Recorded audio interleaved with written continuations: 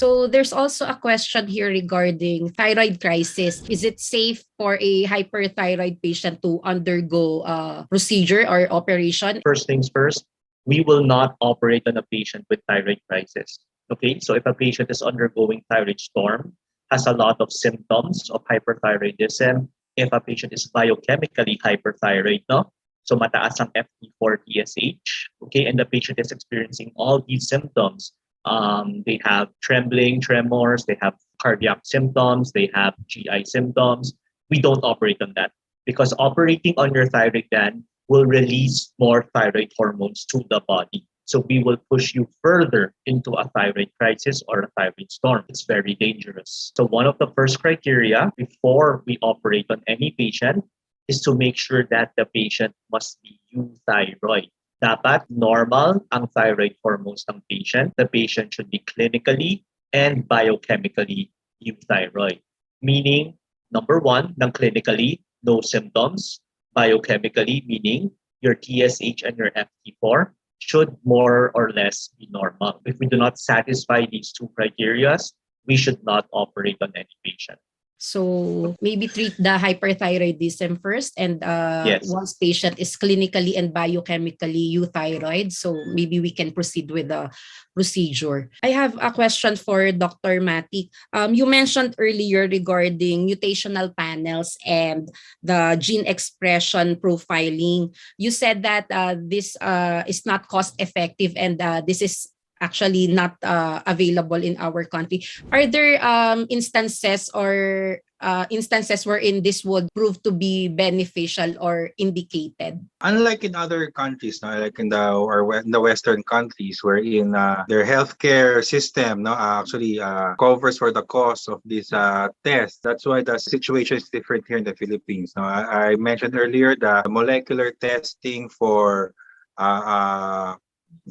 differentiating follicular adenoma versus carcinoma costs around 250 to 300,000, probably not including the logistics. And abroad in the US or other countries, their insurance, their government insurance probably cover for those. So it's a viable option for them. But for us, for Filipinos, it might not be that practical to request for them. No? Except maybe for patients who are really well off. I've encountered a couple of patients in Asia who opted to have this Afirma test done, which is actually requested by the endocrinologist because they're afraid they would opt not to have their cells operated on if it's benign. For patients who really do not want to undergo operation, because that's the only way for follicular neoplasm, that's the only way that we could differentiate it from being malignant is to have the tumor, the whole tumor taken out and have it sent for histopathologic examination. For patients who really don't want to be operated on and they're banking on a benign, hopefully a benign pathology of their follicular neoplasm, they could inquire about this and request this done. So it's just to give an overview. The test is similar to doing your fine needle biopsy. It just needs more pokes, more sample, so that they would have more material to do their tests or to do their molecular testing. So it's just similar to doing your fine needle aspiration biopsy. Then it is sent to abroad for this test to be done. So there. So it's rarely done. Personally, I haven't requested for this, but I have seen patients who's attending is the endocrinologist who have requested for this, and so there. So it's for very selected patients who have the means who have the money for the test and who would not want to undergo operation as much as possible. So these are for these patients. So in our setting, probably this is really not cost effective. So regarding papillary microcarcinomas, there is I read that there's a controversy regarding doing total or subtotal in these patients.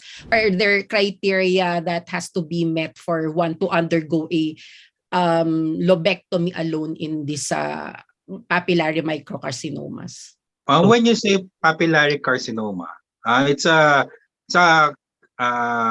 the focus of the carcinoma is less than 1 centimeter. You don't actually need to do a total thyroidectomy for these cases. A subtotal would be enough, unless there's also another focus on the other side. There's it's a multifocal lesion, but it's only on the one side. Then a subtotal thyroidectomy. When you say subtotal, it's not the half of that lobe, but it's actually removing the entire lobe, the entire ipsilateral lobe and the isthmus. No, so that would be sufficient enough for papillary microcarcinomas. If I may add on that part, Yes. one of the biggest controversies regarding papillary microcarcinoma is they think that we are overtreating thyroids. Okay, because as I mentioned a while ago, ultrasound technology is becoming more and more accurate, more and more sensitive. So we're seeing more and more thyroid nodules that maybe 20 years ago we would not have seen. Okay, so they've done a lot of studies, no, na nodules that are less than 1 centimeter are usually indolent, meaning what are the chances of this nodule becoming bigger? And they found that for majority of patients, it won't get any bigger, it won't metastasize, it won't become a problem for patients. Okay, so the treatment is, of course, if the patient really wants to have a surgery done and there's no other focus, meaning if it's only confined to a single lobe, yes, you do a lobectomy only. But then again, we have these studies, as mentioned by Dr. Matic, that thyroid cancer is supposedly more aggressive in Filipinos. Yeah. But then again, studies still say that if it's a microcarcinoma, just a thyroid lobectomy can be done, and that's already enough surgery for a patient.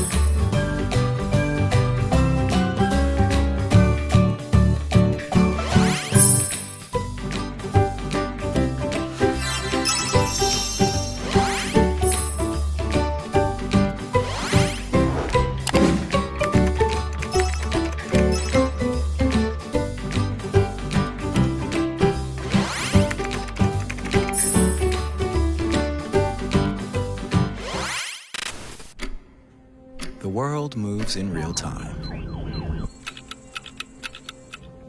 So should our healthcare technology. With information needed, decisions to make, and experience to share. Every second counts.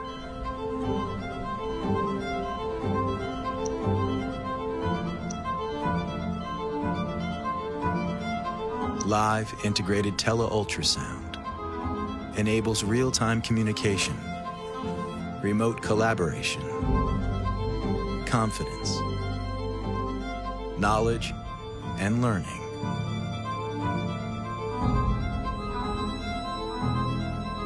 The first ever integrated tele-ultrasound collaborative platform. Philips Lumify. Integrated tele-ultrasound powered by React's collaborative platform.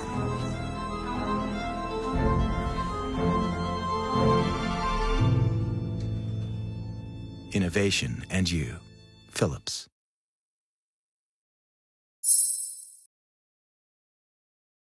There's actually a question here regarding the incidence of in Filipinos that the thyroid cancer is more malignant or something like that. So would you know the reason for this, Dr. Matic? The reason is it's quite unclear. It's still unclear. They don't know why, but just they found out that they're doing some.